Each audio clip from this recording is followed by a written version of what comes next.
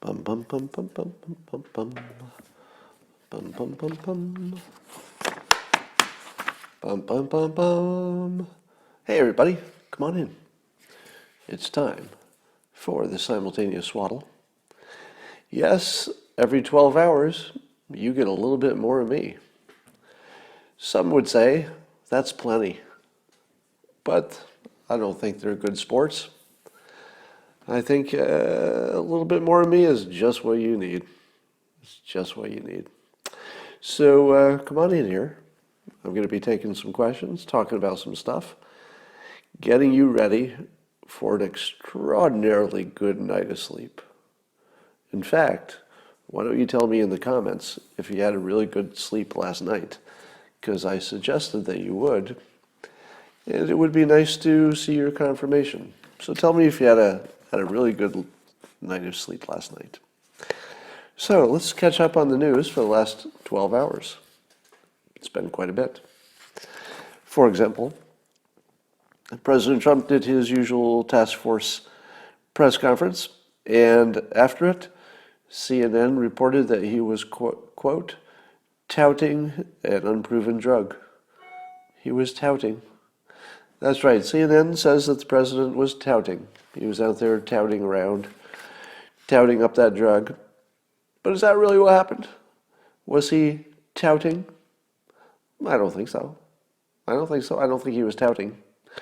Here's what I think he was doing. I think the president was saying exactly what you and I say when we listen to the doctors. We make a risk management assessment based on what the doctors tell us. So the president clearly knows it hasn't undergone, rigorous tests. He does know there are anecdotal reports that it works, some that it doesn't. He knows that. He also knows that it's been used for years for other purposes, so we know it's well tolerated. He knows that. So a risk assessment is that it might work. Doctors say they take it themselves because, well, it might. And the risk, if you're taking it for a short term especially, the risk is almost vanishingly small.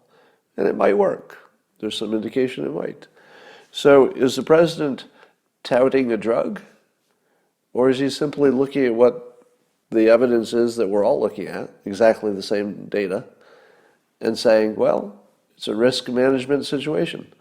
Would you take the risk, which is nothing, for a potential gain, which could save your life? Yeah, it's kind of easy, actually. My guess is that the only reason the president is being a little more full-throated about this is because maybe we have more of it. He said we have 20-something million doses. I don't know if they're in the right place, but I guess we got some coming in. Now, here's the fun part about this. When the president puts down a stake anywhere and says, this is what I think is true, what's the natural thing that happens? If the president says the sky is blue, CNN says it's not blue, not at night, and they'll say why it's not blue. So the president has, I don't know if he planned this, but if it turns out this hydroxychloroquine actually works, if it works, because I'm going to get the same treatment he is, no matter how many times I say, if it works, unproven, only anecdotal, darn well that my troll future critics are already planning to say, well, you were out there touting it, Scott. You touted it. And then I'll say, I did not tout. There was no touting. I simply explained the same data that you're looking at. Anyway. So the president is forcing CNN to take an increasingly strong stand against believing in the drug. So they're not against the drug, they're against believing in it without sufficient scientific evidence. Now, of course, we all agree with that, right? If you had a choice of lots of high-quality studies, well, yeah, we'd all take that choice. If we had that choice, which we don't.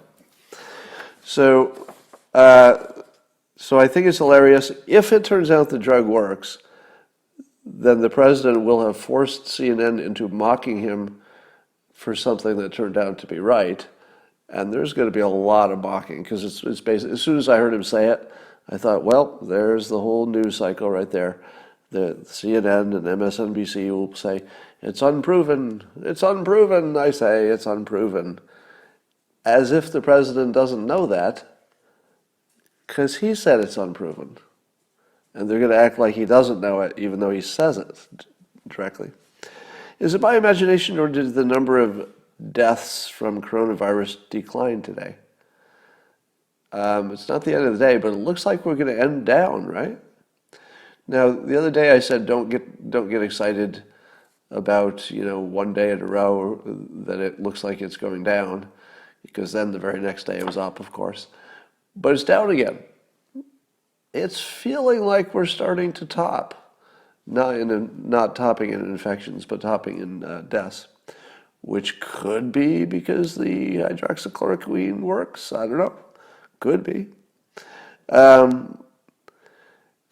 So David Angel sends me this question. If you want to ask me a question, go to my top tweet on Twitter, and you could just put the question there. I'll read it.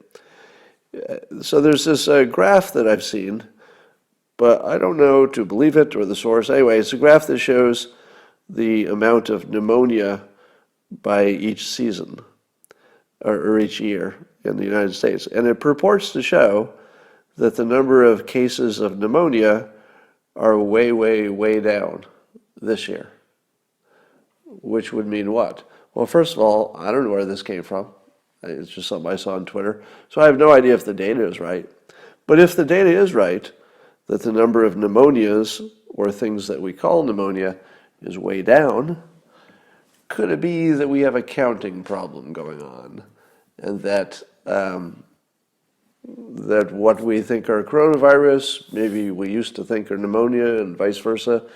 So I do think there's probably some issue about how we're counting things. And I will say once again, it seems that we've gone yet one more day without the dire consequences. And every day we get closer to the predicted peak, which is still, 10 days away, and it's not looking dire yet, the skeptics are getting a little happier. And I have to admit, there's part of me that can see that other movie just as clearly as I can see the one that I spend most of my time in. So the one I spend most of my time in this is pretty bad, but I think between science and our good work, we'll get a handle on it. So I don't think the death toll will be bad. I think the risk is very, very high. But I think humans will prevail.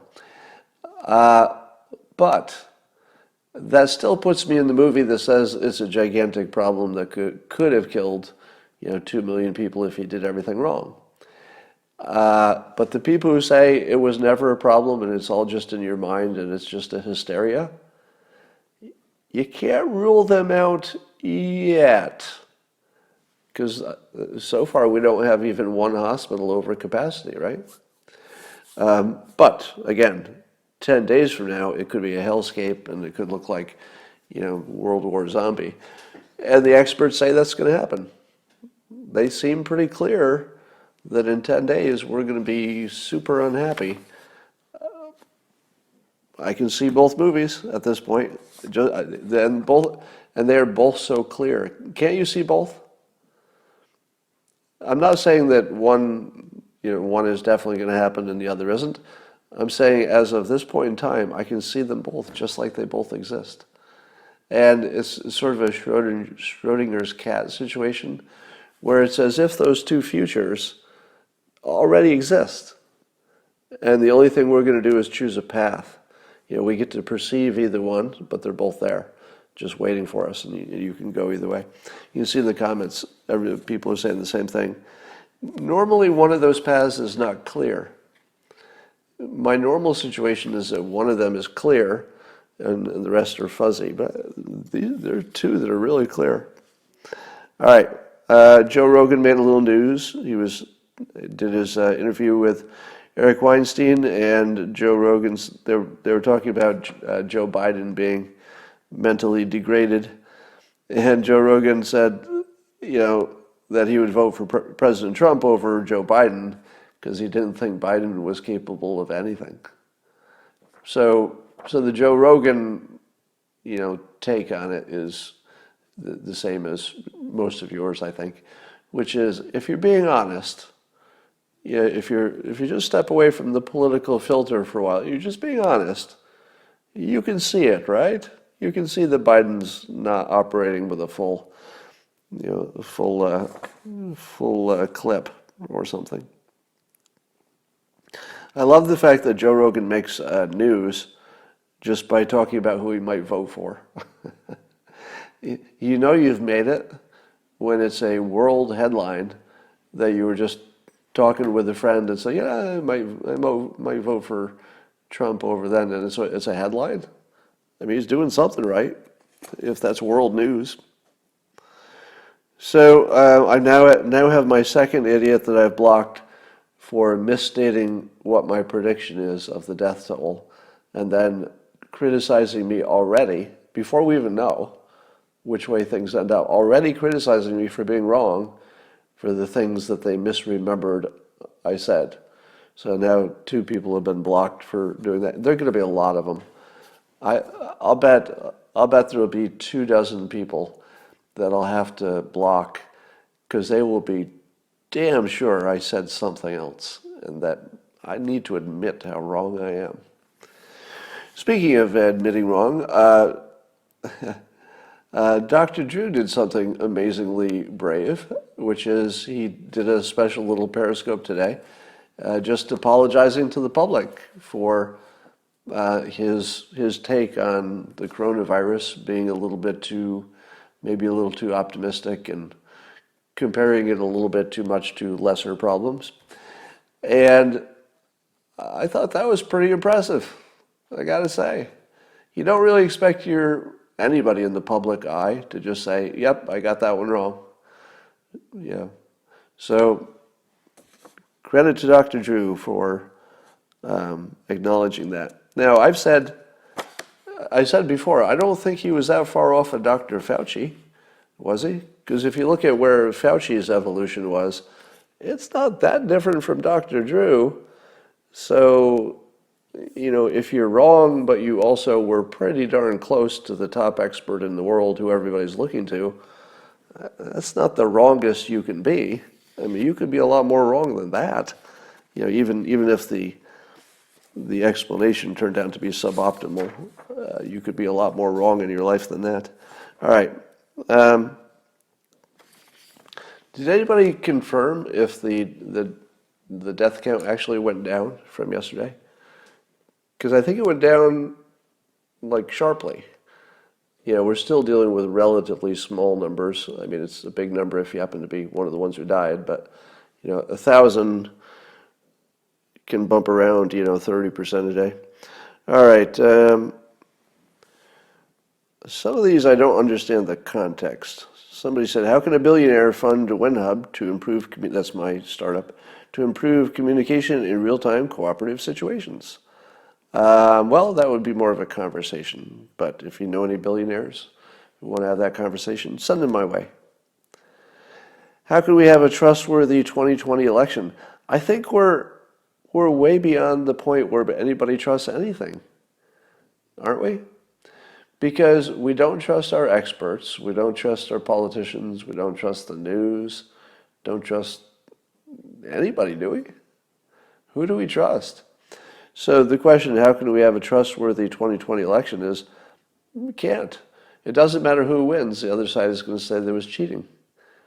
And they'll have a good argument. They'll probably have a good argument. Did you notice a change in tone for today's press briefing?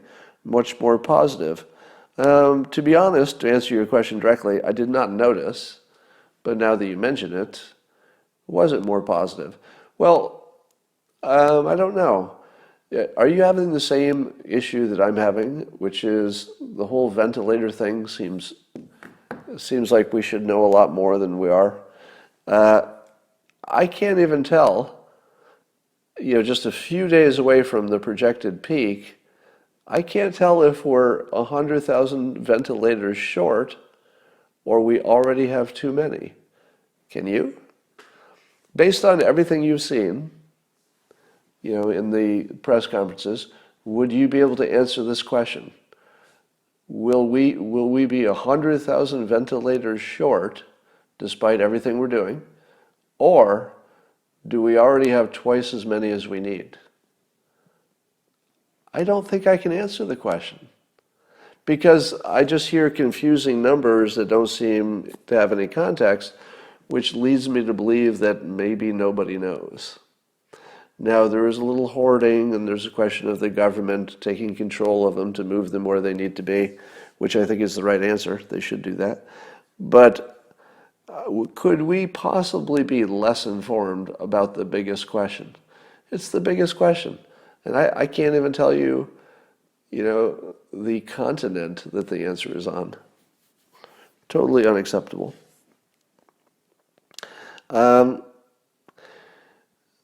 How soon before the Trump pills, that would be what I call the hydroxychloroquine, how soon before they're standard for treating the coronavirus?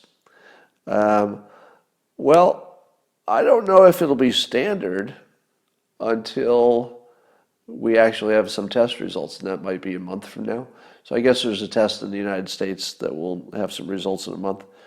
So it depends what you mean by standard. I think lots of doctors will do off-label prescriptions just based on anecdotal stuff. But does that make that a standard? I don't know. I don't understand that question from Cumzilla 420. Scott, if you could put a single word to all that's happened so far since January, what would it be? Oh, okay, well, you can all play along. So if you had to describe the situation, the coronavirus world situation, in one word since January, what would it be?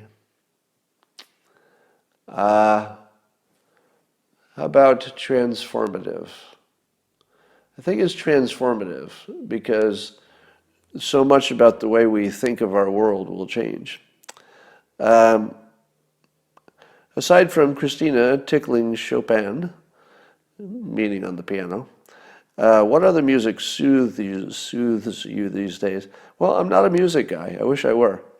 I've never, I can enjoy a hit song for a while before I get tired of it, but I just don't enjoy music. I listen to it sometimes, but only medicinally. I've said this before, so I won't bore the rest of you. But I use music medicinally. So, for example, if I'm working out and I want the time to go faster, I might find some music that's good for working out. But I don't like random music programming my brain just because I turned on, Sirius and music was coming in. I don't like to be programmed without my consent. Initial remdesivir trial should have concluded last week. Any news? Well, yes. Here's the news. There's no positive news, which I think is all you need to know.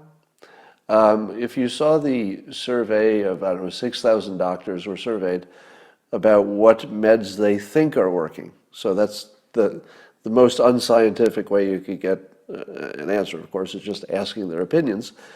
But based on the doctors who are actually doing the work, they thought the Trump pills were the most effective, again, just anecdotally. But I looked for remdesivir on the list, and it was way down the list. Now, I don't know if that just means that most doctors have no experience with it, which you'd have to assume that most have never prescribed it. Or they've heard things and it's not good.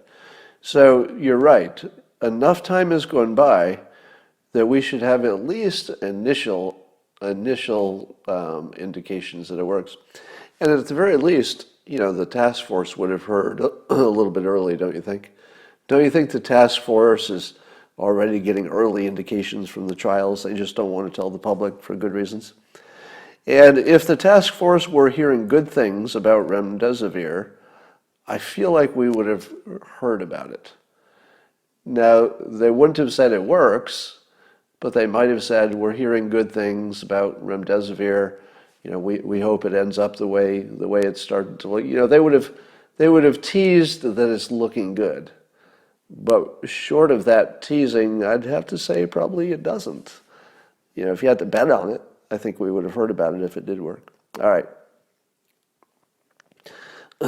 Should Trump offer to add a prominent Democrat to the task force? And if so, who? Quick answer, no.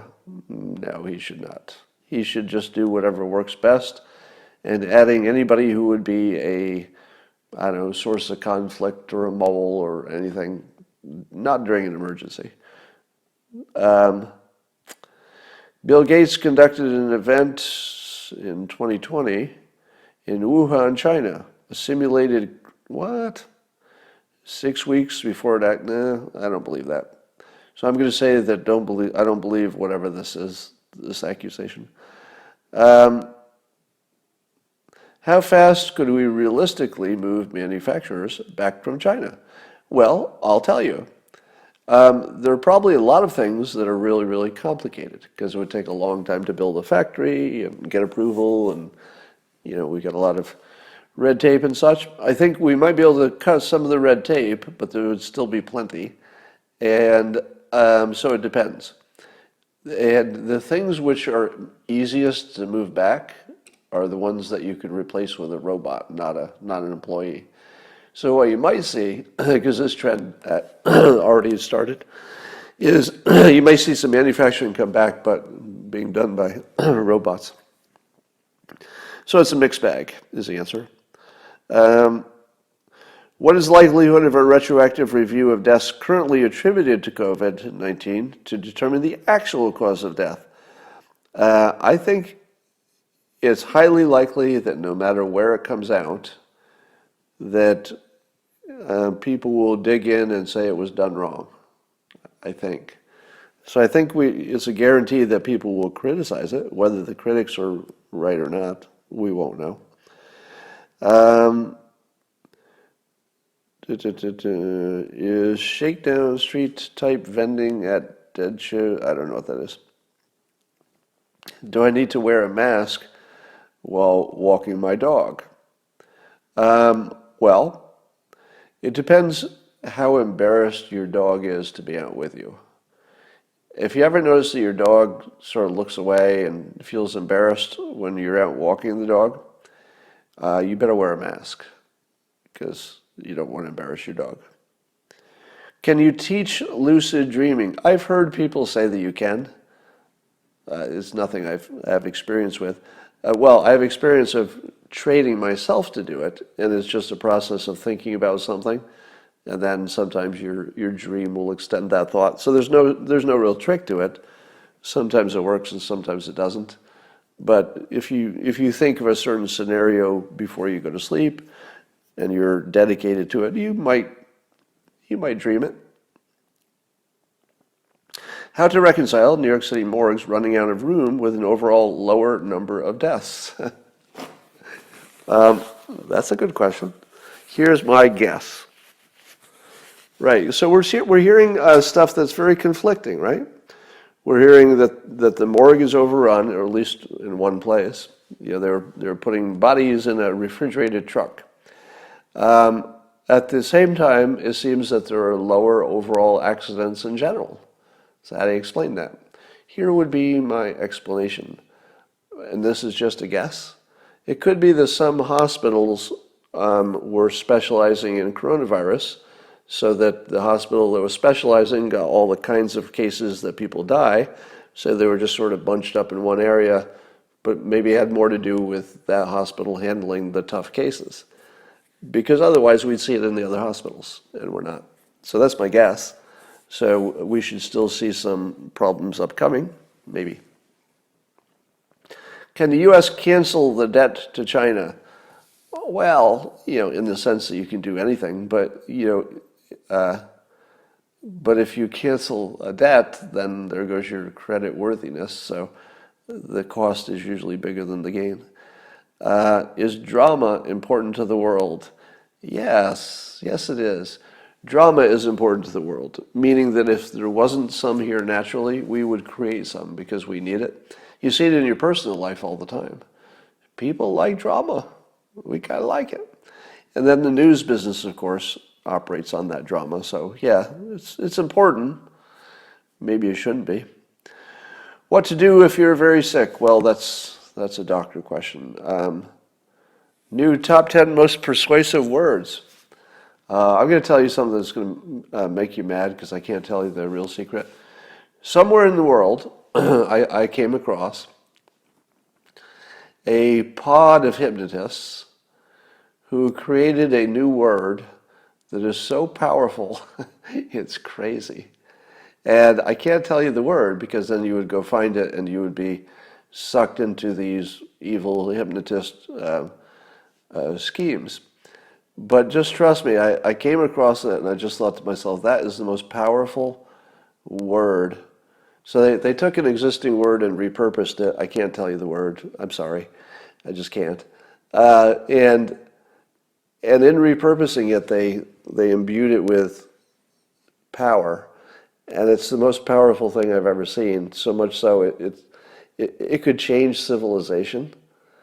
But I can't tell you what it is. Because ideally, it won't escape from its little world. But if it does, oh my God. So there's a persuasive word in the wild that is designed better than the coronavirus. And I don't know if that's going to get out. But if it does get out, like it's a year from now and it's like a national headline or something, I'll tell you what it was. But I don't want to help it because it's truly evil. I'd have to think about some other words, so that was a terrible answer, sorry. Will the country be the same when things reverse? No, it won't be the same. There's a question of how much things will change. My guess is we'll be 85% the same. Eventually, not on day one, but we'll sort of revert to 85% the same. Things that will be different might be temporary, such as no large gatherings. I thought that the era of large group gatherings was going to end anyway. And I thought it was going to sort of end this year because this is the year that drones become extra dangerous.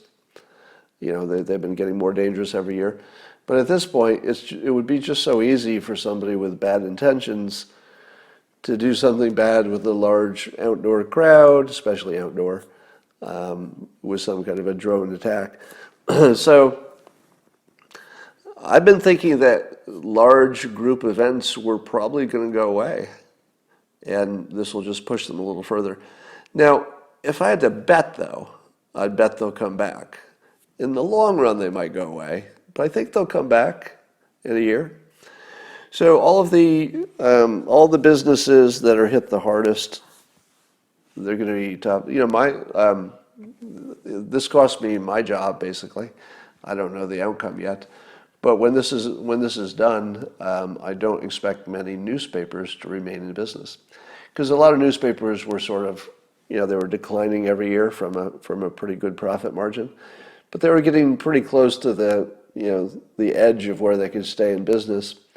So I think 3/4 of the local newspapers probably are out of business when this is over, which means 3/4 of my income just went away. So I'll actually be looking for a job. So in terms of how different will things be? Well, I thought I was just going to retire and keep on doing what I was going to do, but I actually have to look for a job now, like a lot of people will be doing. Now I'm not going to starve, so I'm not in any kind of dire straits, but it changed my career. I mean, I will have to retool everything I'm doing, which is I kind of look forward to it, frankly. It'd be a nice challenge. And other people, the restaurant business, recreation business, a lot of outdoor stuff, or anything that was, group activities, it's going to be in bad shape for a long time. But let me give you the good news. Everybody focuses on the bad news because it's more obvious, more in your face. There's definitely something that's happening to me that I wonder if it's happening to any of you. And it goes like this. You've heard the story about baseline happiness. That people sort of, they're born with a level of happiness that doesn't seem to change too much unless they're just having the worst problems in the world. But generally you could have, a good or bad life and your happiness doesn't seem to change that much. We're just sort of born a certain amount of happiness and it takes a lot to move us off of that. And the thing that I'm starting to learn by having everything taken away from me, meaning, well, look at here are the things that I've lost, temporarily and some permanently. So I've lost because I'm a certain age and risk factor, right? I've lost the ability to go anywhere, to just leave my house. Same with most of you, right? I've lost my ability to, go to the gym, socialize with people, go eat at a restaurant. I mean, all the things that you can't do as well. But here's the thing. If I had a choice, I would, of course, want those back. But I'm not less happy. And I don't know what's up with that. I think it's just a baseline happiness thing. That as long as I eat right and sleep and, get some exercise and stuff, that my happiness doesn't change.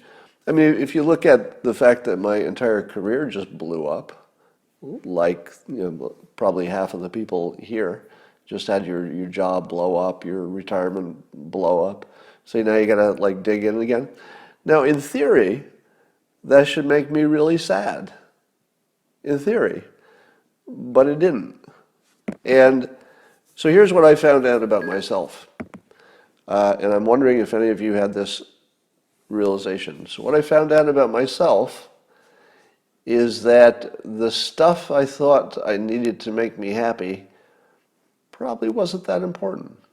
Now there's some things you just need to do. You need a certain amount of variety, and I think people have to travel a little bit, for mental health. But if you don't count the fact that some of it just has an oppressive mental health thing you got to hold together, but just what do you need?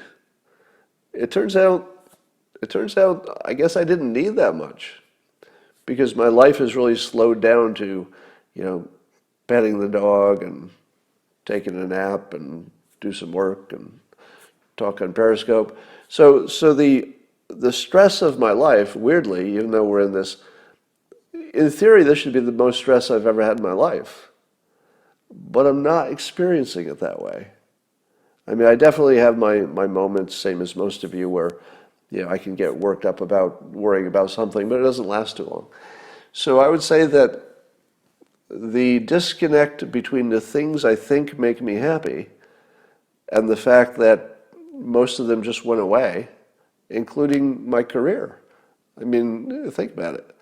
I mean, my career just went away. And I don't feel that sad. I'd be more sad if I was worrying about eating or something, but I'm not. So I think that maybe there's something we learned in this that's important.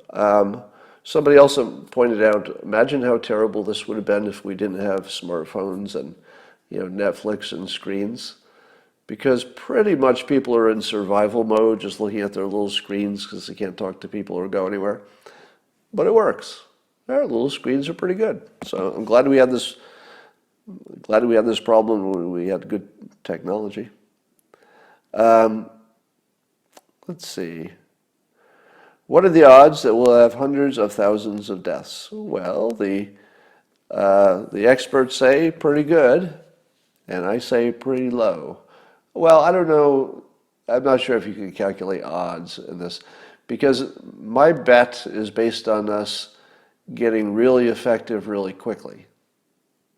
And so you can't really predict that. So it could be an invention, an insight, a drug or something. But I think we'll be on the lowest of the low side of deaths because we're so darn clever. Why does the model we were told to look at, meaning the model for the coronavirus deaths, Continue to give projected numbers that are already proven wrong. I don't know. There are two schools of thought. One is that you adjust your model every day as you've got actuals. And the other is that you're more honest and you say, all right, we're not going to change what we predicted. We'll just change the line of where it actually is so that you can see how bad our model was. It's a little more honest to not update it every day so that people can see what you thought it was compared to what it is. If you update it every day, it feels a little like cheating. All right.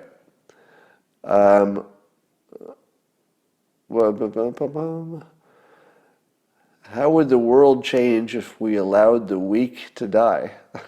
Well, that's a dark question, but I'll answer it. I like dark questions. Here's how the world would change if we allowed the weak to die. We'd have a long argument about what that included. Because talk about a system that will eat itself. As soon as you get to decide who's weak,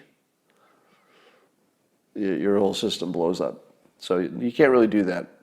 I have to say one of the strongest things about humanity is that we have these kinds of arguments.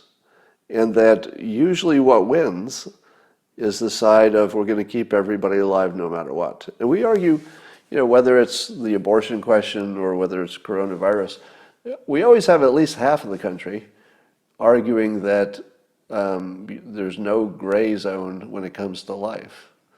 There's no gray zone. It's like if you can protect it, if it might be a life, if it's arguably a life, if somebody could think it's a life, you protect it. So at least half the country has that impulse, no matter the topic. We're just going to, of course, they may feel differently about guilty life, if you're a murderer or something, terrorist. But if you're innocent, half the country is going to work really hard to keep you alive, even if somebody else has an argument why they shouldn't. So I like that about humans. What is your take on plant-based yogurt, plant-based food? I don't believe anything anymore. So anything I would know about diet is because experts told me. And there's no topic in which the experts have been more wrong for more years consecutively than nutrition. So I swear, I don't know what to believe anymore about nutrition or a lot of things that I rely on the experts for. Do you think putting Adam Schiff on the recovery task force would be a stroke of political genius? No, it would be the worst idea in the world. I'm very much in favor of working with your political nemesis in an emergency. But Adam Schiff is not a political, nemesis. There's something wrong with him. Can we agree with that? It's one thing to say, hey, I'm a Democrat, I'm going to fight for my side, or I'm a Republican, I'm going to fight for my side. But that's not what Adam Schiff's doing. Adam Schiff has something that looks more like a mental problem, playing out in some kind of political drama. If it looked like it was just a political disagreement, I've tried to reach out when Chris Cuomo was diagnosed. I'd said some nice words.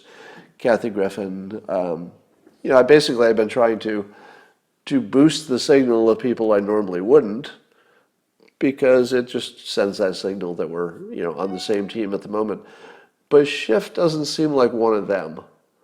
It's easy for me to like AOC even if I dislike every policy she mentions, because I think she has good intentions and she's a real politician. Schiff is something else. Whatever's going on with him, it's not about politics. There's just something deeply broken there. I can't put my finger on it. All right. How are Boo and Snickers doing? They're doing great. They're my only company, so they're getting a lot of attention. What do you think will be the main attack on Trump leading up to the election? Everything depends on the coronavirus. Everything depends on it. Because, and I think that no matter how well the president does, It's always going to be complicated, and they'll always be able to say, you should have done it differently. It would have been better, but we can't prove it. You should have done it sooner, even though we didn't know you should do it sooner either. So they'll always have something to complain about. I'm guessing it'll be the coronavirus will be the main line of attack. Should the White House press corps be required to wear masks to protect the president? Yes, yes, and yes. I can't tell you how my confidence in the system is degraded by seeing the task force and the press conferences not wearing masks and being a little too close to each other. Doesn't that degrade your confidence in their ability? Now, Trump is sort of a one-off, and you could convince yourself, all right, he is the president, maybe you don't want him to look weak and wear a mask, and people would make fun of him and it would become a thing. So you could make an argument that the president is the one exception, but that doesn't explain the rest of the task force. And because since one of the main benefits of the mask is to not infect other people, you could make the argument that the president has been tested twice, and they're doing a good job of keeping people away from him. I don't know if they are, but let's say they are. You could make the argument that the president's the only person who doesn't have to wear a mask because we're not worried so much that he'll give it to someone else. The risk is somebody will give it to him. So you would want all the other people around him to wear masks, even if he didn't. That's like minimum, and if he wore a mask too, a little bit better, but you can imagine how he would be the exception. So, yeah, I completely lose confidence when I see them not wearing masks as of today. Up till now, maybe you can make an argument they didn't need it. War with China, when? Well, apparently we've been in a war with China. They've been killing tens of thousands of Americans per year, but they deny it, so we believe them. Oh, the fentanyl, totally accidental. Yeah, we'll take care of that. Sorry about all the fentanyl. Yeah, oh, really? Did we not take care of that already? Bob, did we? Oh, we didn't. Oh, we're so sorry. We'll take care of that. We'll take care of that right away. So we're in a war with China. It's just an unconventional one where they're killing us in their own ways. I don't know if we're killing them in our own ways, but I kind of hope so. How long before the vulnerable and the elderly can leave their homes? It's going to be a long time. If I had to guess for myself, all right, so I'm on the barely edge of elderly. I like to think. So I'll be turning 63 in June, but I'm sort of a young 63. I like to think. But even for me, with just like a little bit of asthma, it's not like a big deal. But even for me, I think I might be stuck inside for 6 months. I think. I mean, it could easily be the end of the year. And if it went longer, because they say, well, it's only 3 months left and then we'll have a vaccine, suppose they say that at the end of the year. I don't know if they would, but if they said that, well, it's going to be tempting to just stay another 3 months, just be sure. So I think the people who are at risk, at least 6 months, is just a guess. And for other people, I think May will be when some people go back. But beyond that, I don't know.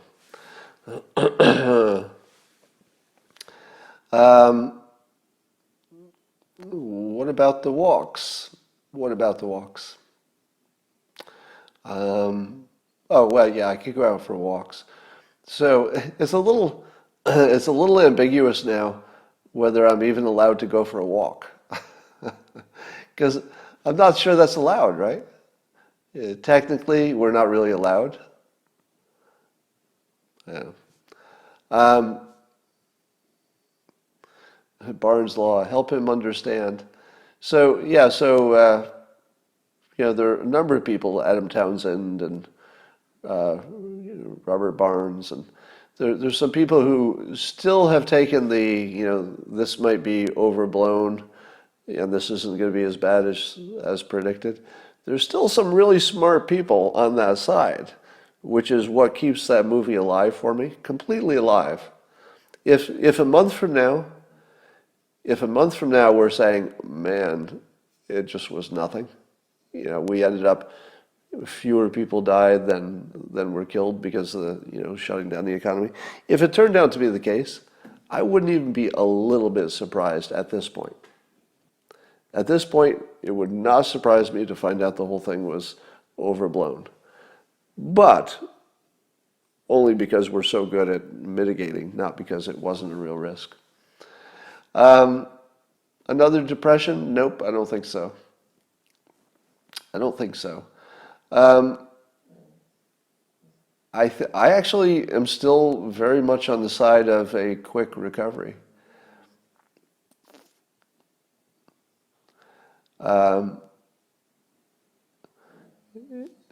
You can go to the park in your state, people are saying, back to work. Yeah. All right. I think that's all I got for tonight. And I think that you should have a terrific, terrific night of sleep. I'm going to give you some brain hacking tips. So those of you who stay to the end of these periscopes, you get a little extra. Because the other people bailed out when I started reading questions. They're like, I don't want to hear the questions. So here's some brain hack tips. The main way that you can hack your brain, which is rewiring your brain, is by association. And I'll give you an example. Let's say there's a TV show that you've never been interested in. And in my case, it's that TV show Golden Girls. It's a very old show. If you're a certain age, you remember it. It's called Golden Girls. You can still find it, in reruns for hundreds of years. And Christina, recently, when we could still see each other at the same time, started liking it, and she enjoyed watching some of the old reruns. Now I enjoy, of course, being with Christina, so I would agree to watch that show because I would be spooning her, and we'd be watching it on the iPad, and it was just so comfortable and wonderful. So I didn't care about the show because I cared about the experience. It was more about just lazing around and spooning Christina. But because that's such a good experience, I started to love the show. And if you think that this is a sort of a one-off, then you don't understand how brains work. That simple association it was a thing that I only associated with one thing, which was spooning Christina. And so since that was so much fun, I started to like the show. Now, this is always the case. If you associate things together, those associations become your new programming. The opposite of that, and so you can change. I've actually experimented with this, by the way, over the years. I've experimented to see if I can change what I thought was a basic preference. So you have a favorite color, and there's a food you like. You have these preferences. And I've actually experimented quite a few times. It's something I've done for years, to see if I can make myself like something that I don't like, or dislike something that I really liked. And I've done it dozens and dozens and dozens of times. It's just easily reproducible in both directions. You can actually just rewire your brain to like different things. You just have to work at it. So you have to reward yourself when you do it if it's something you want to like. And if it's something, take the example of, I was very hooked on eating Snickers candy bars. But after I stayed off of them for a while, I just completely lost it. And something went from my favorite thing in the world, and I consciously rewired it to something that I look at and I go, why would I even put this in my body? Like, I can remember what it tastes like, and I'm still not interested in it. Complete rewiring. So you can rewire your brain that way. The other way you can do it is by contrast, because your brain is a contrast engine and a pattern recognition engine. And so if you want to, let's say if you want to like something, think about it in contrast to the worst alternative. So you can actually talk yourself into liking something by thinking of it in the context of something bad. And So manage your contrasts because they're optional. So it's a trick that a real estate broker will use. The real estate broker will take you to a really bad listing. You'll be like, I can't live here. And then after several bad ones, the real estate agent will take you to a nice one. And then you're all primed. You're like, I got to have this right now. And you're like, I got to sign this deal right now because those other ones were so bad. I only saw one good one. So that's using the concept of contrast. As soon as you saw one that looked good, you're sold. Now, if the broker had done it the other way, which is to show you some that are a little out of your price range first, and they're really good, and then show you that average one that you could afford, you wouldn't want it. And you might even change your mind about buying a house at all, because you'd be like, the only one I can afford is so bad compared to these other good ones I saw. So you could manage your own contrast by simply choosing what you're thinking about. So whenever you have the option, just manage the thing you're thinking about next to the other things, manage their contrast, and that will reprogram you.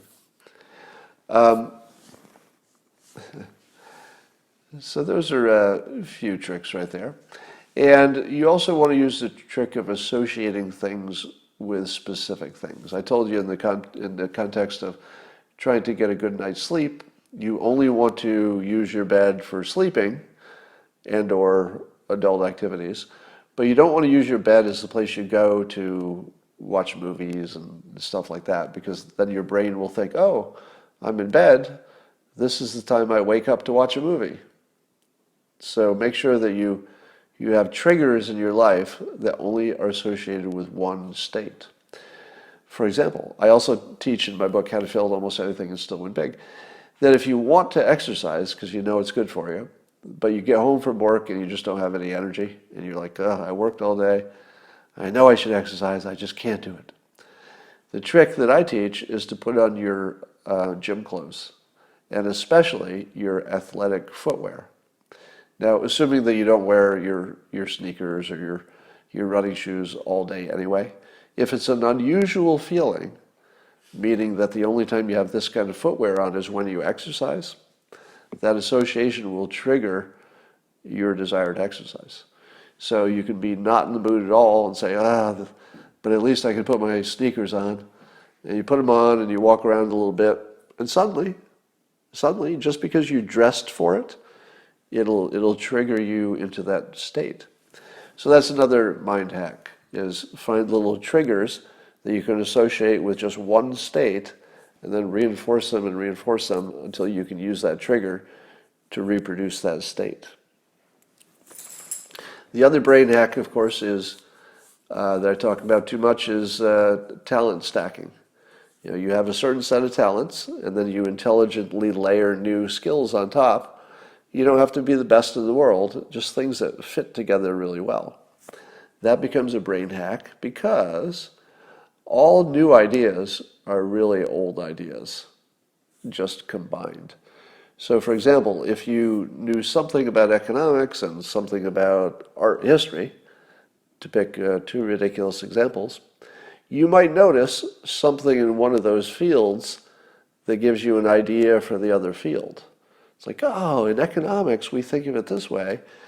Art historians never think of it this way, but they could. And so it seems like a new idea, but really most ideas come from other fields. So when you combine your talent stack and add several unrelated skills together that just work well together toward some end, you create the ability to be more creative simply because you held in your head more variety of patterns and things. And then you say, that's like macrame. It's like, that's like playing the drums. That's a little like this. So you can hack your brain to be more creative simply by adding talents from unrelated fields. That's how it happens. And I could probably talk all day about brain hacks, but someday you got to get to bed. And you remember that since I suggested that you would have a tremendous night of sleep, and you can remember me counting to 20, if those of you who were there, to be to be hypnotized into being able to do self-hypnosis. Just count to 20. When you get to 20, you will be relaxed and drift off. And between now and the next time I see you, in the morning, 12 hours from now, have a great night's sleep. And I will talk to you in the morning.